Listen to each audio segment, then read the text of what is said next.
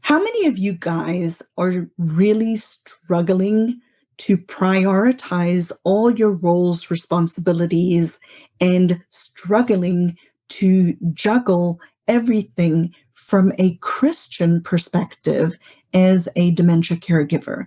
Today's episode, we are going to unpack the three most common mistakes Christian dementia caregivers make related to their caregiving. So listen to today's episode, and if you resonate with me and you need a little bit more assistance or further help, we have a new segment called Ask the Dementia Coach, which will be once a month for an hour, where you can hop into a Zoom room with me and you can ask me your specific dementia-related caregiving questions, and we can help get you over the hump and on your way. So listen to episode 103, The Three Most Common Mistakes Christian Dementia Caregivers Make. Have you recently found out someone you love has dementia? Struggling to wrap your head around how to be a Christian caregiver? Searching for answers by joining countless Facebook groups but find them toxic? Learning how to cope with dementia feels difficult, but learning a Christian caregiving worldview can be easy. Hey, brother and sister in Christ, I'm Lizette, occupational therapist, pastor's wife turned dementia coach, and a daughter of dementia. In this podcast, you will learn the truth that the way to make dementia care easy is your faith. Knowing that a loving God has decreed this hard providence in your life makes all the difference. Here you will gain skills. You will be challenged by what God says in His Word about caregiving, and you will learn exactly what dementia is and is not.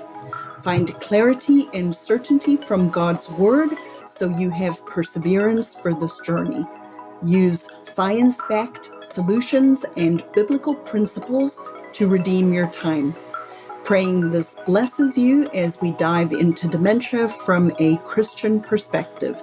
Let's glorify God despite dementia. Are you struggling as a family caregiver of a person living with dementia with trying to prioritize all of your different roles and responsibilities with your caregiving? I know that I did. When my dad got sick about 2 years ago, 2 years and 3 months ago now, and we were living in a Greenwood, South Carolina, and they were living in Greenville, which is about an hour distance. I know it was extremely difficult for me to juggle all of the responsibilities of being a wife, a mother, starting a business, being the daughter of my parents, going to church, working full time, all of those responsibilities with my caregiving responsibilities. And it really surprised me how difficult that was. And the reason I think it surprised me is because I am actually, by background and training, a formal professional caregiver. And one of the things that I didn't realize was how much the healthcare system actually throws up barrier after barrier after barrier for family caregivers. But I will tell you that today's episode, we're going to talk about three most common mistakes that caregivers make. Dementia caregivers in specific, but this is applicable to all caregivers. Now, Proverbs 3, verse 5 through 6 talks about trust in the Lord with all your heart and lean not on your own understanding. In all your ways, acknowledge Him, and He will make your paths straight. And when I started into this caregiving role, this journey as a family caregiver, that verse goes through my head all the time, because it can be challenging to juggle all of your responsibilities. But I have to lean not on my own understanding and understand that the Lord will provide everything that I need as I am going through this particular journey.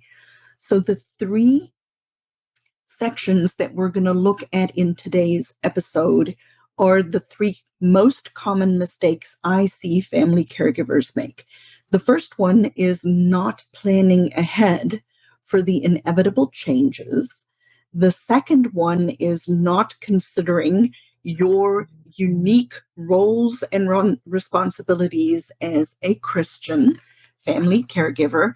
And the third one is not beginning with the end in mind and not specifically related to the end of the person that you're caregiving's life, even though that plays a part of it.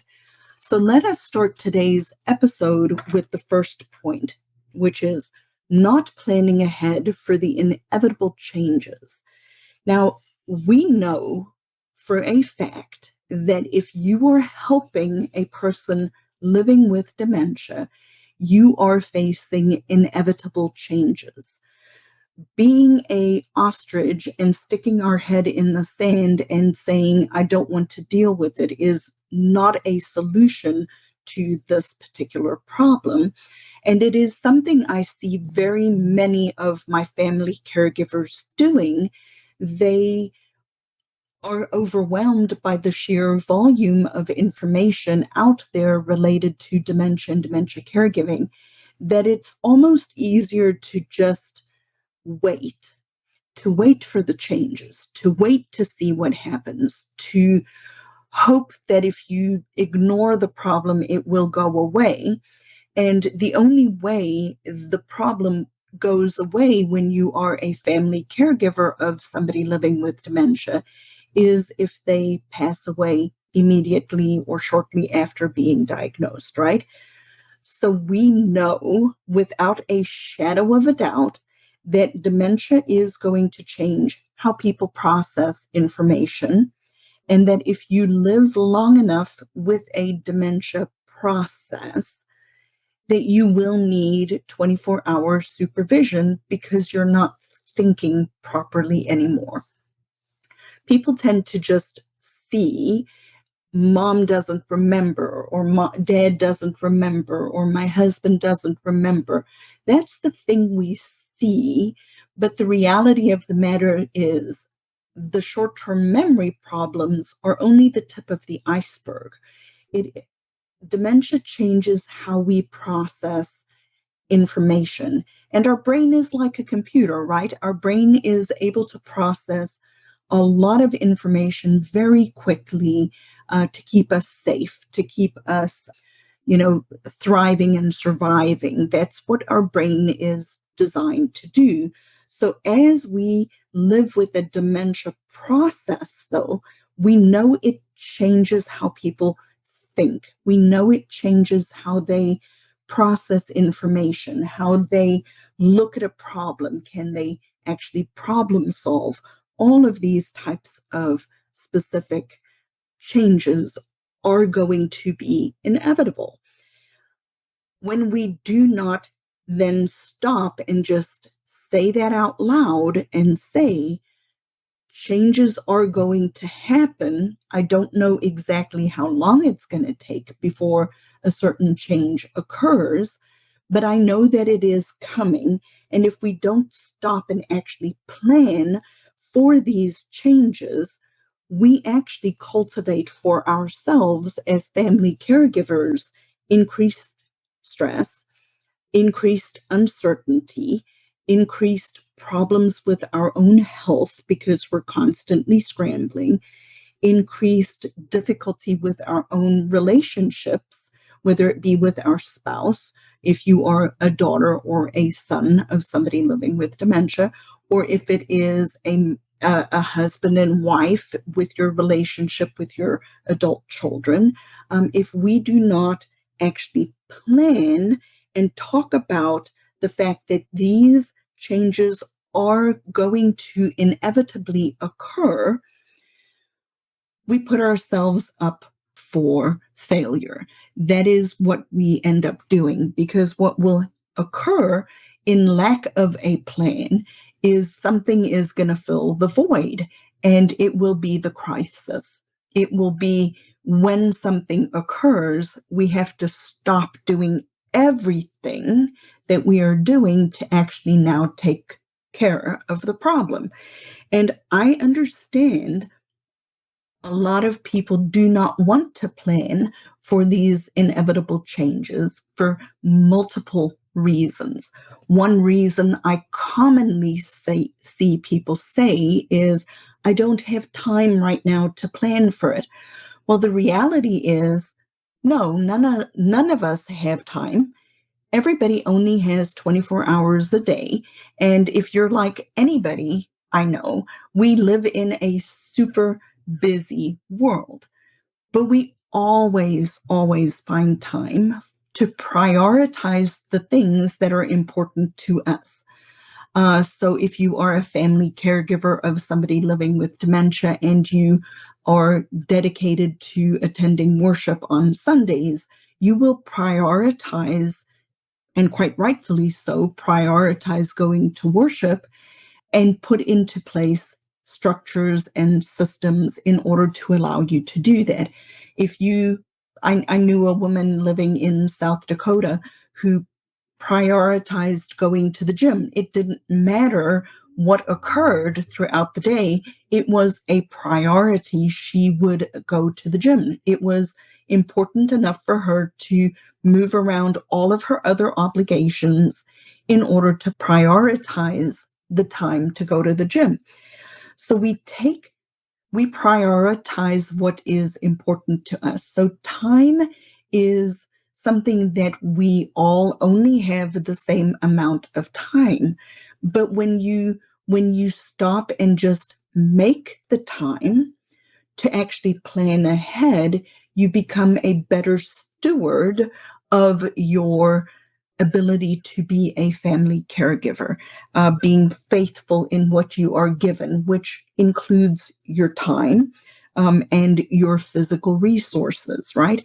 So stopping and planning ahead for the changes that are inevitably going to occur is something that many family caregivers delay and delay and delay, which ultimately results in a crisis, a stressful situation, uncertainty. However, having said that, if you are currently in that crisis situation, please reach out to me. I do crisis management, which is a short-term intervention where we work together to come up with your plan to prioritize what needs to occur. Typically, when I work with people related to this, it is when somebody is in a crisis situation. Mom fell, she's in the hospital, she broke her hip. What do we do now? How do we negotiate this process? She has dementia. She's been living alone. All of these kinds of things. So we can do a short course of intervention of dementia coaching where I will coach you through how to actually problem solve this on your own so that you know what to do and we can get you through the crisis. My long-term goal is that we don't need to live in the crisis, that we've actually planned ahead. So that's the first most common mistake family caregivers make when they are helping somebody living with dementia, is not planning ahead for the inevitable changes. I am very excited to announce this next part of our journey together. Once a month, on a Thursday evening, I'm going to do a segment called Ask the Dementia Coach, where you can actually come into a coaching session with me and other people if they register for the same time, so you can feel what it feels like to actually have dementia coaching. The reason I'm doing this is because I know so many of you guys are struggling on your own and may feel like you're at the end of your rope. And in order to help serve you better, I wanted to open up this opportunity once a month for you to register for a free Ask the Dementia Coach segment. Like I said, it will be Thursday evenings, once a month, 6 o'clock Eastern Time in the evening, and the segment is called Ask the Dementia Coach. So if you're interested in signing up for that, the link will be in the show notes below, and I look forward to seeing you on one of these special sessions.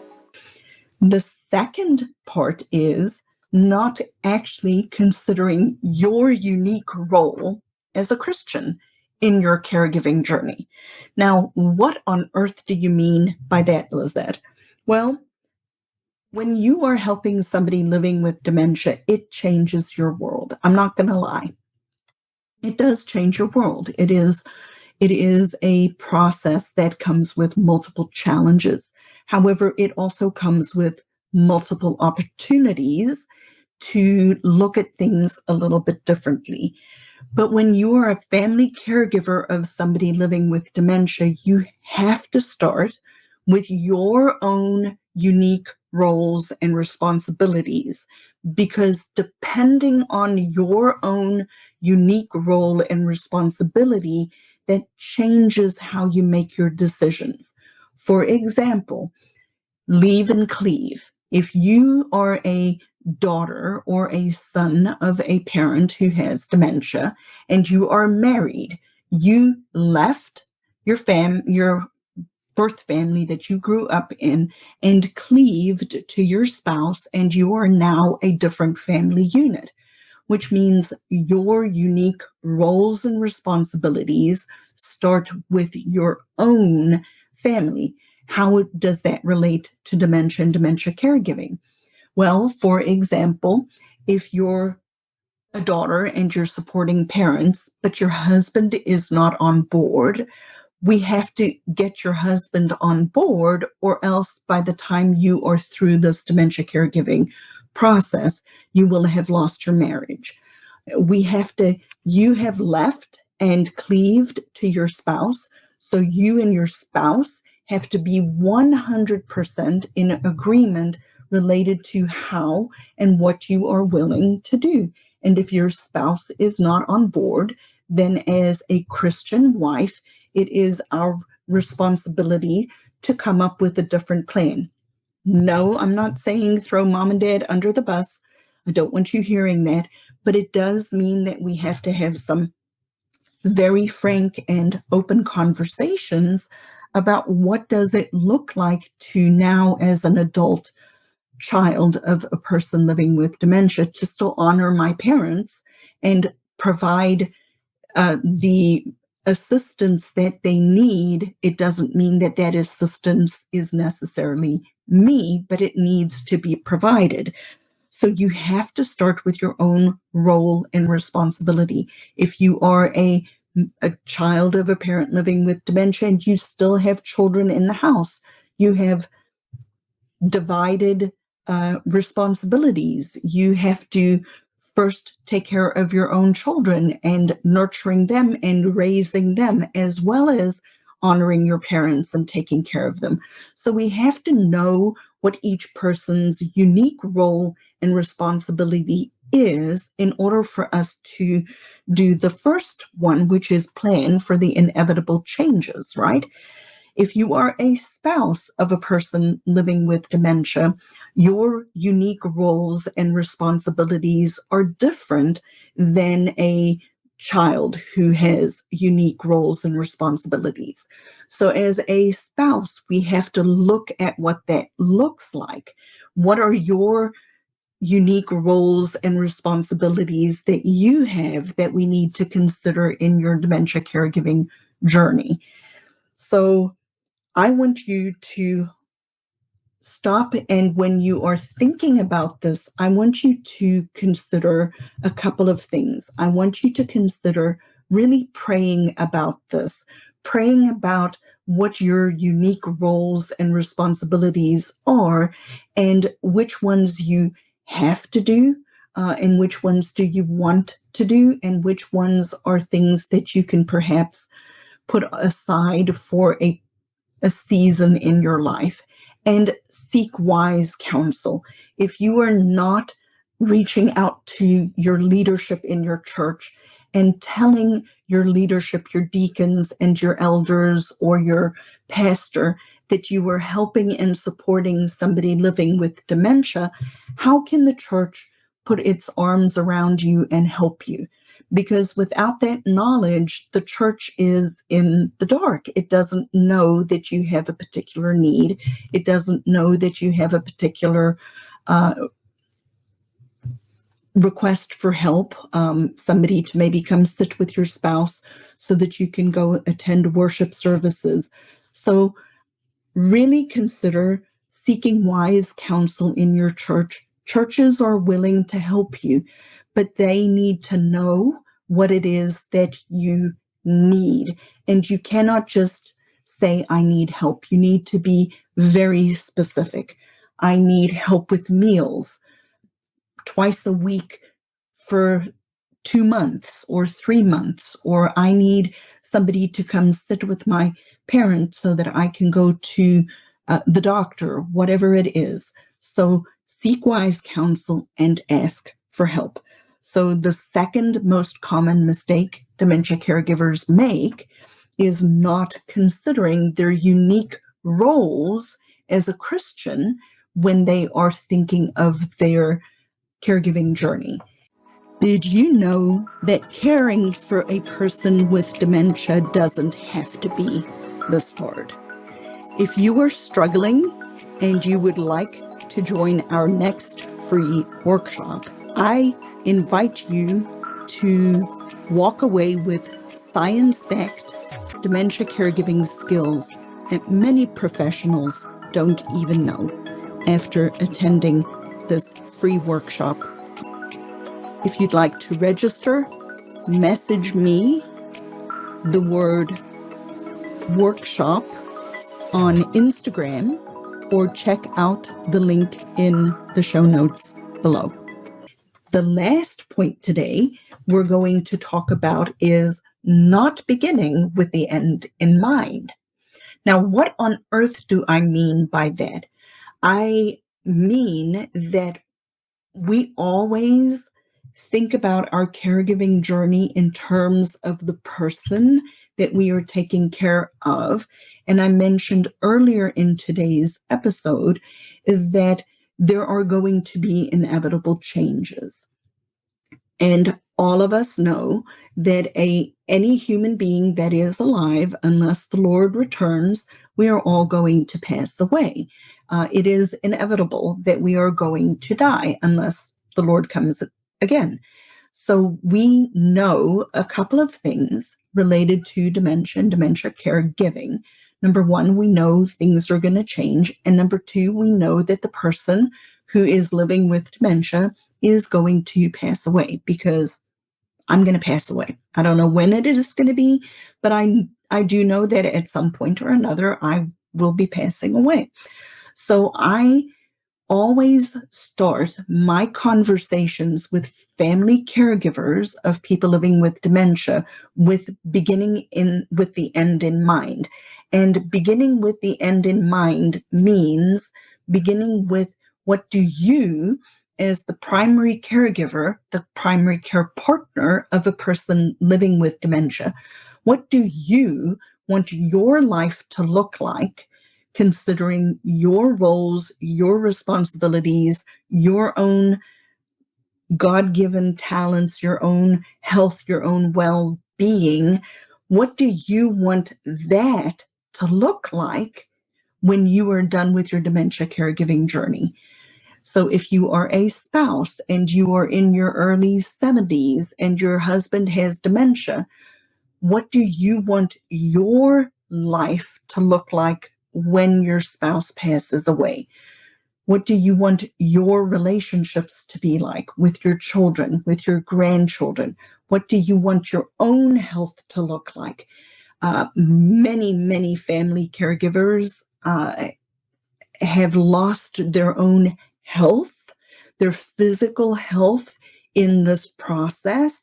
And even though 1 Timothy 4, verse 8 talks about bodily training being of some value, taking care of our bodies being of some value, and godliness is of value in every way, as it holds promise for the present life, but also for the life to come. We do, as good stewards of our body, need to take care of ourself as well through this dementia caregiving process. But we also and primarily need to take care of our spiritual health through this dementia and dementia caregiving process. What I see frequently happening is people who are supporting somebody living with dementia, they stop coming to church and getting fellowship of the saints around them because it is too difficult to bring that person living with dementia to worship with you. And yes, I understand that brings some challenges, but I also want to encourage you to think about alternative solutions so that you can actually take an hour or two once a month, a couple of times a month, to come to worship and have somebody else take care of the person that you are helping. So I also want you, as a daughter of somebody or a son of somebody living with dementia, to consider when your journey is through, because dementia is a marathon. It is not a sprint. It could be a year, it could be 5, it could be 7 years. I have a lady in my coaching program who has been a primary family caregiver for 19 years.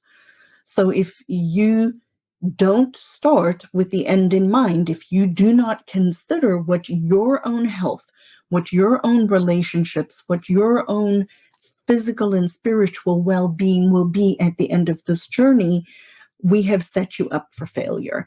So I really want you to consider today these 3 mistakes that we tend to make when we are family caregivers, particularly Christian family caregivers of a person living with dementia. We make these 3 mistakes all the time. We don't plan ahead for the inevitable changes. We do not consider our own roles and responsibilities as a Christian wife, mother, daughter, whatever it is, in our framing of our decisions when we are making these decisions, because we typically live fire to fire. And the third thing is we never start with the end in mind. We don't look at what we want our lives to look like when we are done as a family caregiver. Now, I have done all of these things, not perfectly, for sure, in my own life. My husband and I are planning ahead for the inevitable changes that we know are occurring in my life with my mom and dad. We have sat down numerous times, not just once, and talked about it. We actually talked about it this past week, driving up to my daughter for Easter. I'm recording this the Tuesday after Easter, and we had a conversation again in the car. Are you on board with helping to take care of my parents? My dad is an atheist. We see this as the one and only opportunity to witness to him, because we cannot have conversations with him about our faith anymore because it becomes too adversarial. So we constantly are revisiting, are we maintaining our roles as and responsibilities as Christians throughout this journey. And we have started considering keeping the end in mind. What do I want my life, my health, my relationships to look like? And we frame every decision we make through these 3 lenses all the time, because it helps to keep us on track. It's kind of like that lighthouse in the distance when you're on water and you're trying to find land, or you're trying to miss the rocks underneath the water so you can't shipwreck your boat. So I ask you, if you are struggling and you need help, to please reach out to me. You can go to my website. There are multiple ways. The links are in the show notes below, where you can take a quick caregiving well-being assessment to see where you are throughout this journey right now in your own stress levels related to caregiving, specifically related to caregiving. And then if you are in the red zone, where you are really having a hard time, there's a way for you to connect with me, and we can set up a quick assessment, a conversation to see how we can help you along your way. And if you are listening to this episode today, at the end of the month, I have started a new way for you to connect with me. There is a way that you can come on the Ask the Dementia Coach segment, and we can talk. It'll be in a Zoom room with other people, but I'm gifting everybody this an hour a month to actually come on board and talk to me. I love serving people. I love helping people through the dip, and then we can get you on your way. So yet again, 3 common mistakes dementia caregivers make, specifically Christian dementia caregivers: not planning ahead for the inevitable changes, not considering your unique roles as a Christian, and not beginning with the end in mind. Thank you so much for listening to today's episode.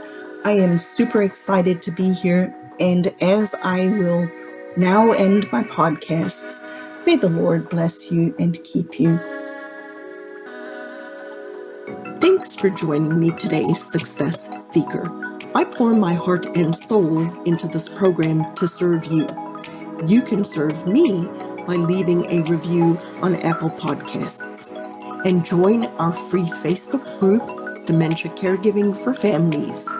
It's a positive and proactive space to navigate dementia caregiving together. Get practical tools and find support, but without the verbal vomit. Be a part of our community where we seek to find peace of mind and ease despite the dementia diagnosis. So join today, and see you next time as our flight takes off.